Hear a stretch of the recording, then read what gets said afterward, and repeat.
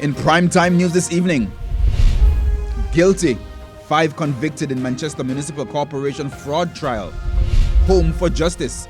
Mother of the late Jodian Ferron returns to Jamaica demanding answers. And what's next? Education Ministry ponders options as CXC exams will proceed whether Jamaica is ready or not.